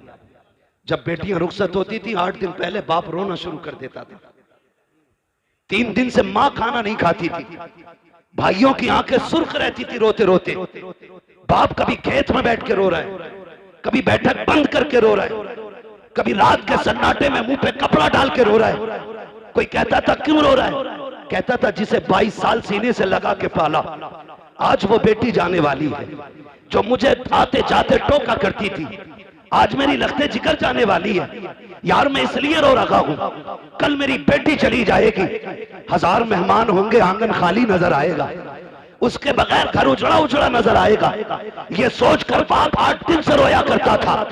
जरा याद करो आज की बेगैरती को और याद करो उन लोगों की कुर्बानियों को। जब बेटी की रुखसती के 5 दिन या 8 दिन रहते थे, बाप रोज तहज्जुद पढ़ने मस्जिद जाता था और मुसल्ला बिछा के इतना रोता था कि उसकी सिसकियां मस्जिद के बाहर तक सुनाई देती थी। लोग पूछते थे यार क्या मांगता है, खाने का भी इंतजाम हो गया, सारा जहेज आ गया है, अब क्यों रो रहा है? वो कहता था जो मेरे बस का है मैंने कर दिया है, अब जो रब की मर्जी पे है वो मांगने गया था। कहा क्या मांगने गया? कहा मैं रो के कह रहा था मालिक इसने 22 साल 25 साल 18 साल मेरे घर गुजारे, अल्लाह मैंने चटनी से भी खिलाई तो इज्जत से खिलाई थी, रूखी रोटी भी खिलाई तो बेटी को इज्जत से बैठा के खिलाया था, अब गैरों के हवेली जा रही है। रब से ये कहने गया था ए मेरे मालिक पहले मेरी बेटी को सोने के लुक़मे ना मिले, चटनी के लुक़मे दे देना, मगर मेरी बेटी को इज्जत के लुक़मे अता फरमा देना। मैं रो के बेटी के लिए इज्जत के लुक़मे मांगता रहा। आज मैं पूछना चाहता हूँ कल बेटी रुखसत होने वाली होती है और बेगैरत भाई डीजे बजाता है, जश्न मनाता है, क्यों गैरत मर चुकी है, बगैर रुखसत हो रही है, या मुसीबत को सर से डाल रहे हो इसलिए जश्न मना रहे हो। यही वजह है कि बहनों के घर भी बर्बाद रहते हैं और उनके मैके भी बर्बाद रहते हैं। अगर ये चाहते हो कि बहन बेटियों के मैकों में आबादी रखे तो गाने ना बजा, डीजे ना बजा, मुसल्ले बिछा, रो के दिखा, रब को आवाज दे। खुदा की कसम जिसने दुनिया बनाई है वो तेरी बेटी के मुकद्दर को फिर से बना भी सकता है। सवार शर्म आनी चाहिए हमारी। फिलिस्तीन में बम गिरते रहे, मेरी कौम डीजे पे नाचती रही, बच्चों के हाथ पैर कटते रहे, मेरी कौम डीजों पे नाचती रही। कौन सा मुंह दिखाएंगे हम हुजूर को? मुझे भी तो बताओ ना। अगर किसी फिलिस्तीनी ने आका की कलाई पकड़ के ये कह दिया ना हुजूर हम तो पानी पानी को तरस रखे थे और ये शराब के नशे में डूबे हुए थे, खुदा की कसम कोई बचाने वाला नसीब नहीं होगा, कोई नहीं होगा बचाने वाला नसीब। वो फिलिस्तीन का भूखा बच्चा जिसको एक रोटी मिली और न जाने कितने दिन के बाद मिली थी, वो रोटी को देख के इतना खुश हो रहा था छोटा सा बच्चा कि लोग 10 लाख की फ्री मिलने वाली गड्डी को देख के इतना खुश नहीं होंगे। किस कमाल की उसकी भूख थी कि वो एक रोटी के लिए इतना उछल उछल के मुस्कुरा रहा था, हंस रहा था, कभी चूमता था कभी सीने से लगाता था। क्या भूख थी उसकी। अब मुझे रुक के जरा बताओ, फिलिस्तीन के लोग तो एक एक रोटी को तरस जाएं, एक एक घूंट पानी को तरस जाएं, और मेरी कौम बारातों में जाकर के गैर के फ्री के खाने को टोंगों के टोंगे टेबल के नीचे फेंके। कौन से मुंह से हुजूर का सामना करोगे? किस मुंह से कब्र में जाके आका से कहोगे कि प्यास लगी है या शफाअत चाहिए? ओ भाई याद रखो, मेरे इमाम ने कहा था आज ले उनकी पनाह, आज मदद मांग उनसे, कल न मानेंगे कयामत में आकर मान गया। बहुत खूब माशाल्लाह सुभान अल्लाह। भाई अगर अल्लाह ने दिया है तो शुक्र अदा करो, और शुक्र का मतलब यह है कि 1 रुपया, 1 रोटी, 1 लुकमा चावल का 1 दाना भी जाये न करना, जाये मत करना। खिला दो किसी भूखे को, दे दो किसी जरूरतमंद को। हालात हमारी कौम के बहुत ज्यादा बिगड़ते जा रहे। 8-8 दिन डीजे बजा करके फिर अपनी कौम में शोहरत लिखवाना चाहते हैं हम लोग। मेरा तो सीधा सा सवाल है, कारी साहब अगर किसी से ये कहा जाए ना डीजे क्यों बजाया था, कह रहा लड़के नहीं माने। अब्बा कह रहा कि लड़के नहीं माने, क्यों? कब कह रहे थे शादी एक ही बार हो अब्बा, शादी के 3 बार चांसेस और भी हैं, है ना? एक वक्त में 4 निकाह बंदा कर सकता है, लेकिन जिंदगी एक ही बार मिलनी है। अगर तुझे लग रहा है शादी एक बार हो रही है तो मौत भी एक ही बार आनी है। कह रहे बालक ना माने, अब्बा से पूछो रिश्ता अपनी मर्जी से किया या लल्ला ने ठोक बजा के कर लिया? कह रहे ना उसमें तो हम गए थे। तो मैंने कहा ये बता दे, रिश्ते में तो तू अब्बा था, डीजे में ये अब्बा कैसे हो गया? हमारे यहां तो अब्बा की चलती है तो हर जगह चलती है, हर जगह चलती है जी। तो अब्बा कह रहा लल्ला ना माना, लल्ला को पकड़ लिया इमाम साहब ने मस्जिद में। क्यों भाई यार, तुम तो कम से कम शर्म कर लेते। तो लल्ला अपने सिर की उसके सर पे डाल लिया। कह रहा बताऊं, मैं तो मना कर रहा था, लेकिन मेरा वो दोस्त ना गुड्डू, वो कह रहा बस खाली तू हाँ कह दे, खर्चा सारा मेरा। तो सुनो गुड्डू पप्पू के यारो, इस गुड्डू पप्पू का हाथ पकड़ कब्रिस्तान लेके चल, कुछ और नहीं कहना है। एक कब्र के पास बैठा और उससे इतना पूछ क्या मेरे साथ यहां लेटेगा, यहां लेटेगा मेरे साथ, आएगा इस अंधेरे में? जाहिर है जवाब क्या होगा? नहीं आएगा। क्या जवाब होगा? नहीं आऊंगा। यही होगा ना कि नहीं आना, यहां तुझे अकेला आना है। तो सीधी बात कहते, अगर यहां अकेला आना है तो फिर हिसाब भी मुझे ही देना होगा।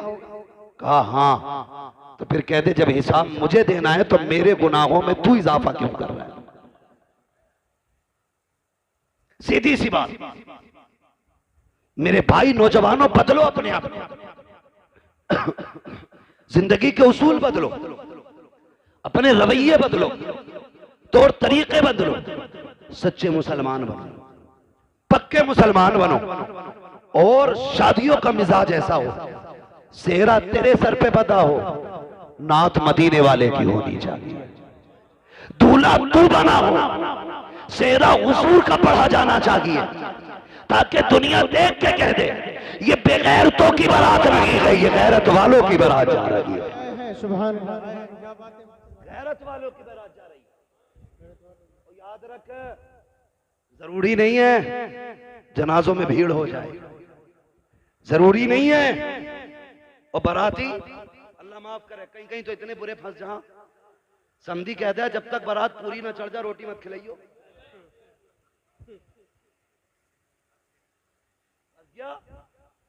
40 किलोमीटर चल के गया था बाइक से, अब वहां दूल्हा के साथ फैलना है, तो पैर ऐसे उठ रहे हैं कि इधर एक उधर, गिरते पड़ते दूल्हा के साथ टहलना। घूम लिया और जब निकाह का टाइम आया तो 5 लोग बचे। कितने? 5 लोग बोल सकते हैं कि नहीं? कितने? 5 बाकी। कौन 5? बहनोई, अब्बा, ये भी दोनों मजबूर हैं, वरना ये भी निकल लेते। और 2 दोस्त, एक जनाब खुद। और कौम की हालत देखो, कहने को हम बहुत पक्के मुसलमान हैं, और जब दूल्हा को कलमा पढ़ाओ ना तो करवट वाला कह रहा है ला इलाहा ला इलाहा ला इलाहा, कह रहा ला इलाहा, तो इसे ला इलाहा कहने में मुसीबत आ रही है। इल्लल्लाह पे जाके इसकी सांसें टूटती है। करवट वाला कह रहा इल्लल्लाह, आरे मार रहा, वो किसिया को भी कह रहा इल्लल्लाह, वो भी रूठ जाता। और कई तो बैठे इसलिए रहते कि यार इसे जरा इमाम साहब के साथ कलमे कहलवा देंगे वरना फंस जाएगा। हमारी कौम को कलमे तक याद नहीं, और तीजे में मस्जिद में पहुंच जाए तो चनों के ढेर, जी हक बात है। तबाह तब गिरा रहा, जरा सी देर में चने खत्म। वो भाई मुसलमान बनो, मुसलमान किरदार अच्छे करो, अखलाक अच्छे करो, अखलाक हुजूर के दिए हुए पैगामात याद रखो। तारीख में बहुत बड़ा नाम सलाहुद्दीन अय्यूबी का है। कौन सलाहुद्दीन अय्यूबी?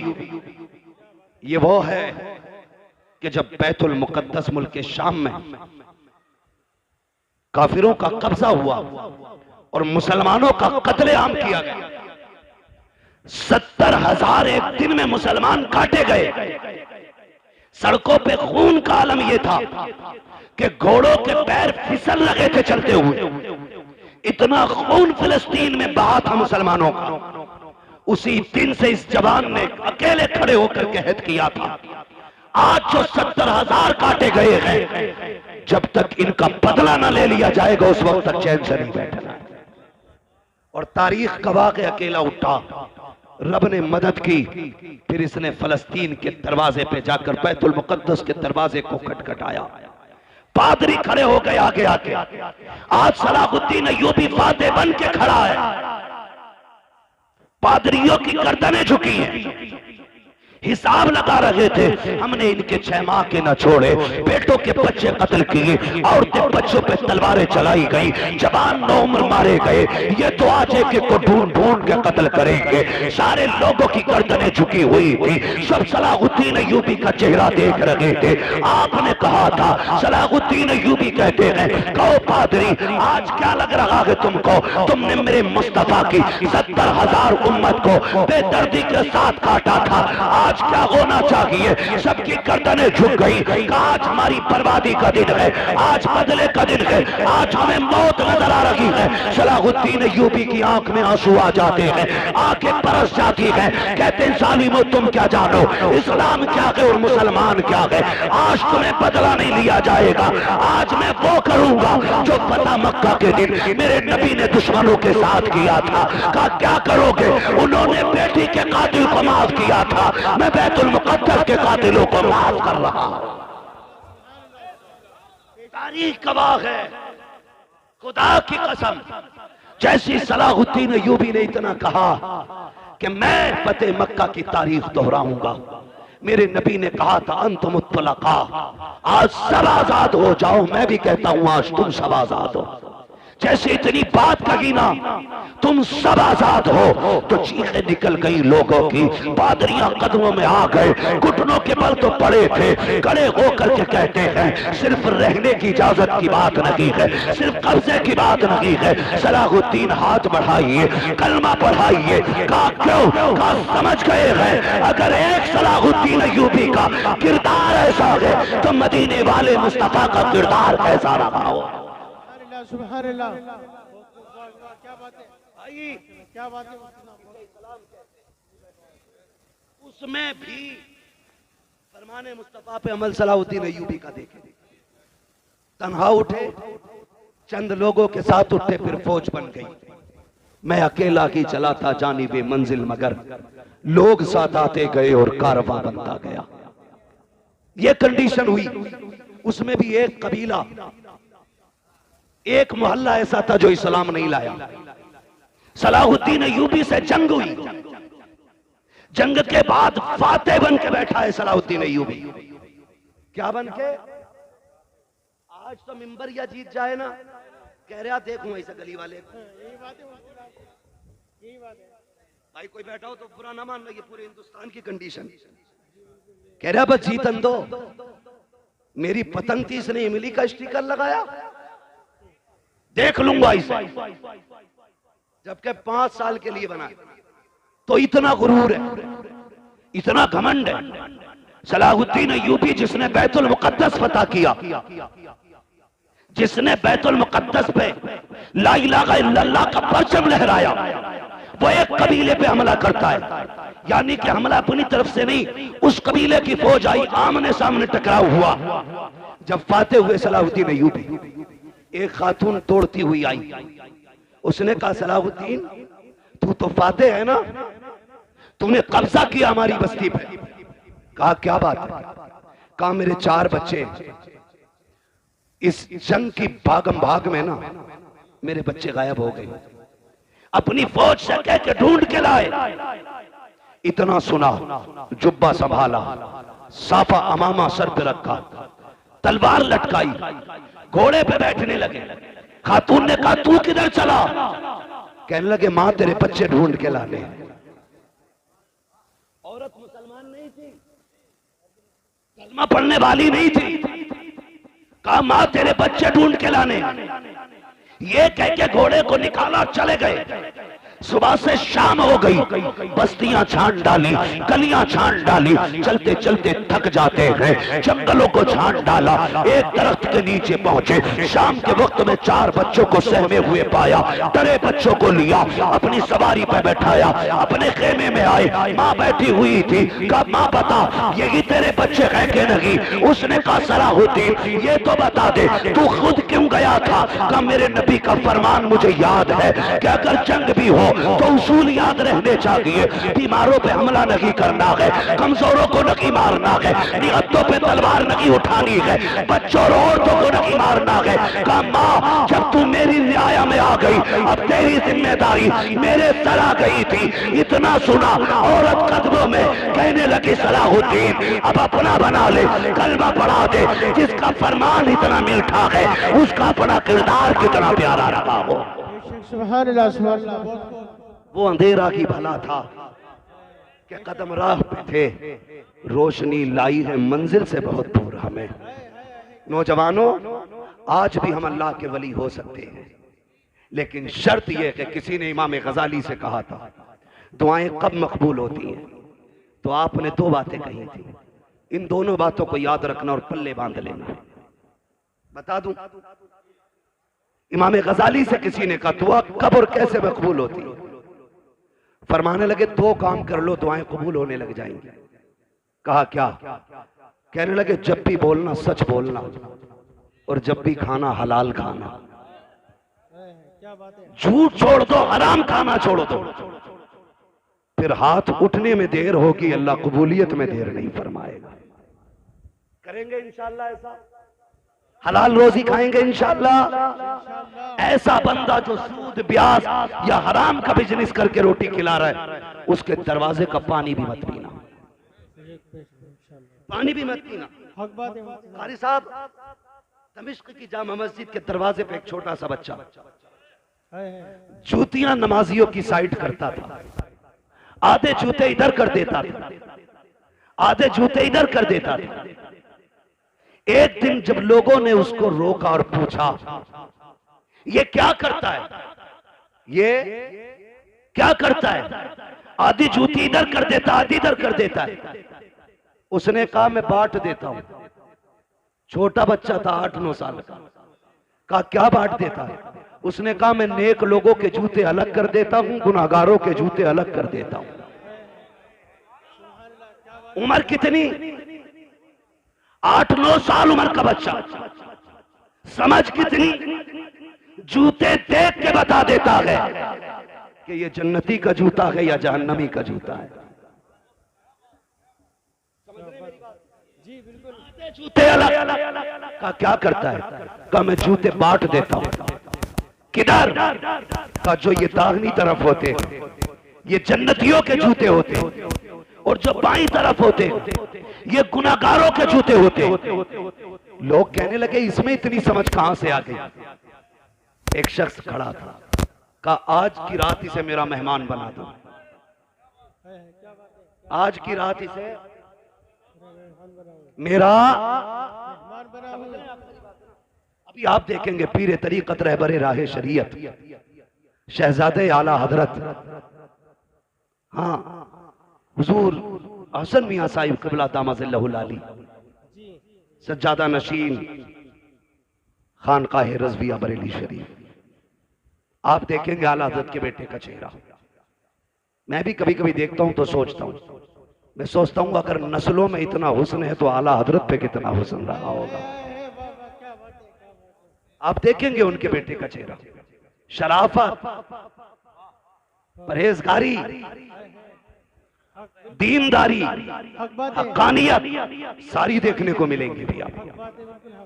और जब वो आ जाए ना उस वक्त मुझे कहना ना पड़े, पहले बतौर मशवरा कह दे रहा हूं आपसे, जो किसी से मुरीद ना हो ना आला हजरत के बेटे के हाथ में हाथ दे देना।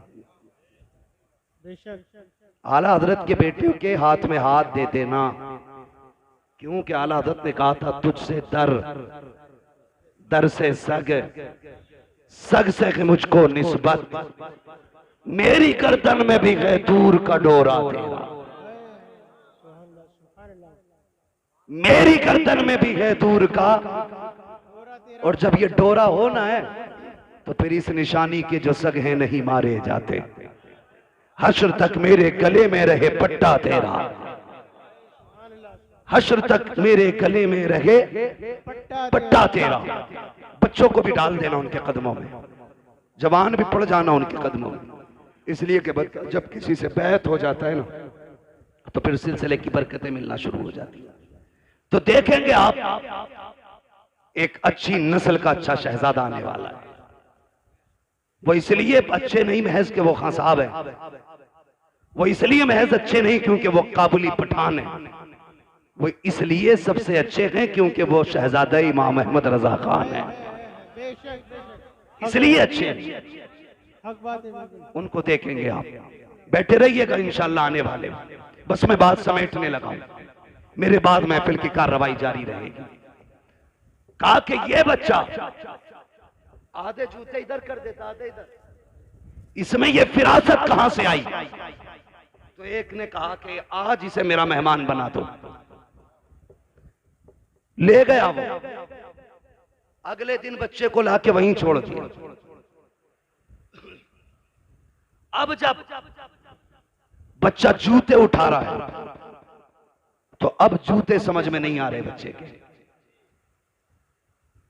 अब कभी इन जूतों को उठा के इधर करता है, कभी इधर के उठा के इधर करता है। सारे सर पकड़ के बैठ जाते हैं कि कई दिन से मुसलसल जूतों का ये एक दूसरे से इम्तियाज करने के बाद अलग-अलग रखता था, आज क्या हो गया है, ये जूते क्यों नहीं पहचान रहा है? तो उसने कहा मैं ये बताना चाहता हूँ, अब तक जो जूते पहचान रहा था, इबादत इस पे फर्ज नहीं थी, रोजा इस पे फर्ज नहीं था, सजदे इस पे फर्ज नहीं थे, लेकिन ये तहारत, ये पाकीज़गी, इसके निगाहों को रब ने इसलिए अता की थी कि ये तस्बीह के साथ साथ हलाल के लुक़मे खाया करता था। आज शाम में इसे लेके गया, मैंने वो खाना खिलाया जिस खाने के अनाज से ज़कात नहीं दी गई थी, एक दिन का खाना खिलाया है, आंखों से ये तारत ले ली गई है।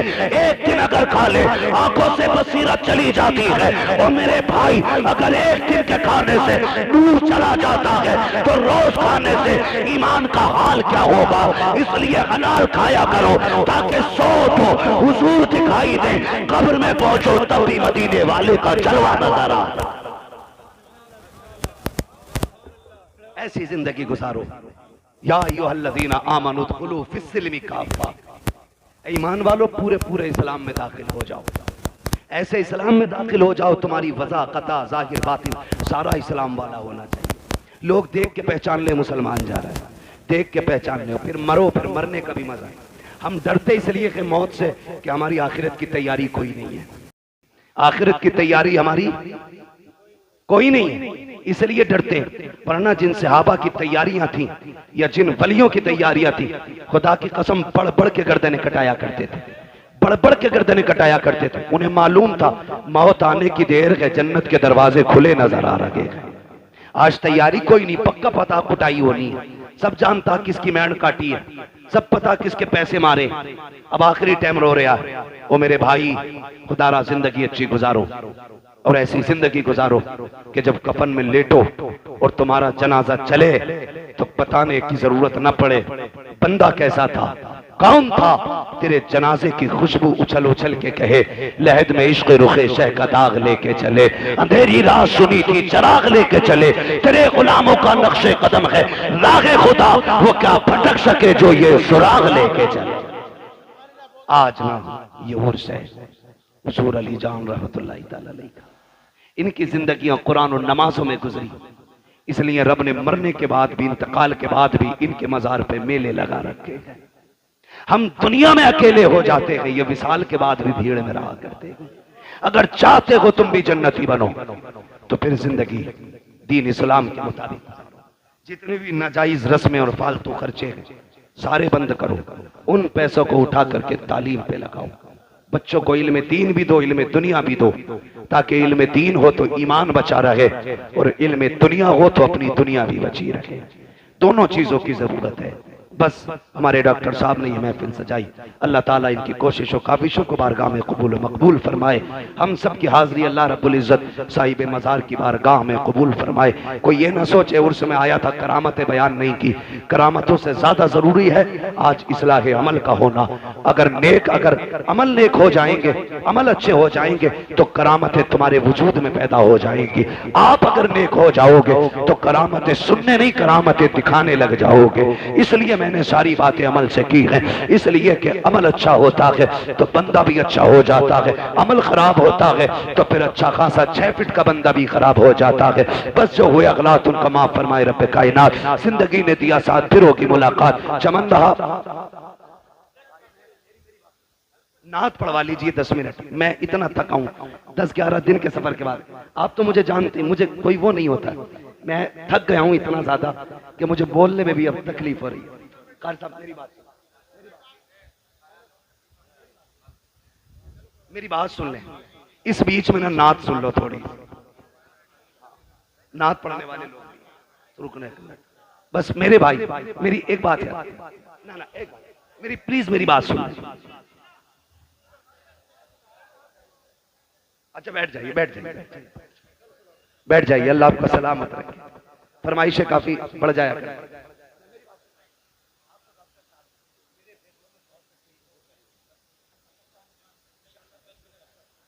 मैं बस फरमाइश नौजवानों की शजरा पढ़ दिया जाए, ठीक है। इंशाल्लाह अगर वक्त बचेगा उसके बाद अदद के आने में ना तो फिर नात खानी भी हो जानी है, किसी का मौका लग जाएगा। बहुत सारे उलमा बैठे हैं, ठीक है। इंशाल्लाह किसी ना किसी से फिर हुजूर के 2-4 नात के शेर सुन लेंगे। अभी तंग ना करें जरा, सारे कह दें या रसूल अल्लाह। देखिए अभी आप इतने इसरार से शजरे को कह रहे थे और सुनने के लिए ऐसा लग रहा है कि आप सो रहे हैं। अगर वाकई सुनना चाहते हैं तो सारे जरा बोलें सुभान अल्लाह। ये आगे वाले लोग जो है ना, जिम्मेदारी थोड़ी समझा करें। हाँ, डिस्प्ले अच्छी होती है तो माल अच्छा लगता है, और डिस्प्ले खराब हो ना तो फिर कंपनियां ही भाग जाती हैं। तो जो सामने बैठे ज्यादा जिम्मेदारी आपकी, और अल्लाह का शुक्र है सारे ही जवान बैठे। और अगर माँ ने इस नीयत से दूध पिलाया है ना कि बेटे जिंदगी हुजूर के लिए है, तो फिर कोई बंदा खामोश नहीं रहेगा। जब मैं हाथ का इशारा करूं तो आपको क्या बोलना है? बहुत कम दूध पिया है भाई, जोर से बोले जरा सुभान अल्लाह, सुभान अल्लाह, और जोर से। देखो मैंने आपसे बीच में नहीं कहलवाया, क्यों? हालांकि अच्छी बात है, कहते रहो, नेकी मिलती है। मैंने इसलिए भी नहीं कहलवाया कि मुझे गैरत आती है सुभान अल्लाह कहने के लिए भी प्रेशर डाला जाए। अल्लाह की तस्बीह हर बंदे को बयान करनी चाहिए, पत्थर कंकर कीड़े मकोड़े सारे बयान करते, हम क्यों नहीं करते? करनी चाहिए कि नहीं तस्बीह बयान? करते रहना चाहिए। जरा बोल दे सुभान अल्लाह। अब एक बात सुन ले, जब मेरा हाथ उठेगा ना, मैं पहले बता दूं इसलिए कहलवा रहा हूं अब आपसे, क्योंकि जब मैं थक जाऊंगा, लंबी सांस लेनी होगी, तब मैं आपको हाथ का इशारा करूंगा। आप सुभान अल्लाह कहोगे, उसी सुभान अल्लाह की भीड़ में मुझे सांस लेने का मौका मिल जाएगा। सच्ची बात है। आप सुभान अल्लाह कहोगे, नेकियां मिलेंगी, अल्लाह राजी होगा तो फिर मुझे भी मिल जाएंगी। अब जरा बोल दे सुभान अल्लाह, सुभान अल्लाह। क्या बात है भाई? आपकी फरमाइश पूरी नहीं हुई, माजरत चाहता हूं, मैं सबकी अलग अलग फरमाइश तो पूरी नहीं कर सकता, ठीक है, लेकिन नाराज ना हो, दिल शिकस्ता ना करें। अल्लाह चाहेगा कभी फिर मुलाकात होगी, वक्त मिल जाए तो फिर कर लिया जाएगा। जरा सारे बोल दे सुभान अल्लाह। सुभान अल्लाह। आदम के बेटे शीश, बीच वाले लोग ना ये मेरी जमात के भी लग रहे हैं कुछ लोग, ठीक है जी। और जो कैमरा लगा के बैठे हैं, आप भी हुजूर के आशिक हैं, आप भी सुभान अल्लाह कह सकते हैं जी, है ना? आप भी सुभान अल्लाह कह सकते हैं, सबको नेकियां मिलती हैं। बोले जरा सारे सुभान अल्लाह। आदम के बेटे शीश, शीश के बेटे यानस, यानस के बेटे कैनान, कैनान के बेटे मैलाइल, मैलाइल के बेटे ब्यारत, ब्यारत के बेटे इदरीस, इदरीस के बेटे मुतवश्शिक, मुतवश्शिक के बेटे लबकने के नाम, लबकने के नाम के बेटे नूह, नूह के बेटे शाम, शाम के बेटे जुल्हाद, जुल्हाद के बेटे शाले, शाले के बेटे आबिर, आबिर के बेटे दाता, दाता के बेटे रावा, रावा के बेटे सारू, सारू के बेटे नाखुन, नाखुन के बेटे तारिक, तारिक के बेटे इब्राहिम खलीलुल्लाह, इब्राहिम खलीलुल्लाह के बेटे इस्माइल ज़बीहुल्लाह। इस्माइल ज़बीहुल्लाह के बेटे केदार, केदार के बेटे वाम, वाम के बेटे अमल, अमल के बेटे साबित, साबित के बेटे सलमान, सलमान के बेटे रईसा, रईसा के बेटे इलियासा, इलियासा के बेटे उदूद के बेटे हवा, हवा के बेटे अदनान, अदनान के बेटे मोहित, मोहित के बेटे नदान, नदान के बेटे मुदर, मुदर के बेटे इलियास, इलियास के बेटे मुदरिका, मुदरिका के बेटे खतीमा, खतीमा के बेटे किनाना, किनाना के बेटे नजर, नजर के बेटे मालिक, मालिक के बेटे फार, फार के बेटे खालिद, खालिद के बेटे लुई, लुई के बेटे काब, काब के बेटे मुर्रा, मुर्रा के बेटे किलाब, किलाब के बेटे कोसई, कोसई के बेटे अब्दे मनाफ, अब्दे मनाफ के बेटे हाशिम है, हाशिम के बेटे अब्दुल मुत्तलिब है, अब्दुल मुत्तलिब के बेटे अब्दुल्लाह है, अब्दुल्लाह के बेटे मुहम्मदुर रसूलुल्लाह।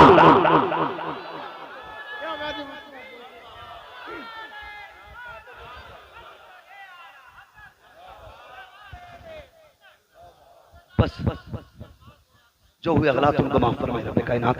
जिंदगी ने दिया साथ, फिर होगी मुलाकात, चमन रहा फूल खिलेंगे, जिंदगी रही फिर मिलेंगे, मुसाफिर हम भी मुसाफिर हो तुम भी, किसी मोड़ पर फिर मुलाकात होगी। फकीरान आए सदा कर चले, सदा खुश रहो ये दुआ कर चले। सारे लोग कलमा शरीफ पढ़ लीजिए, ला इलाहा। वादा करें कि 10-15 मिनट बैठ के हमें आला हज़रत के बेटे का इंतजार करना है। उनका इंतजार इसलिए भी करेंगे क्योंकि उनके जद्दे अमजद ने कहा था, एक मेरा ही रहमत में दावा नहीं, शाह की सारी उम्मत पे लाखों सलाम। और हम हर सलाम में पढ़ते हैं, डाल दी कल्ब में अजमत मुस्तफा सैयदी आला हजरत पे। ये मैं समझता हूं कि ये लोग इतनी आसानी से आते नहीं है।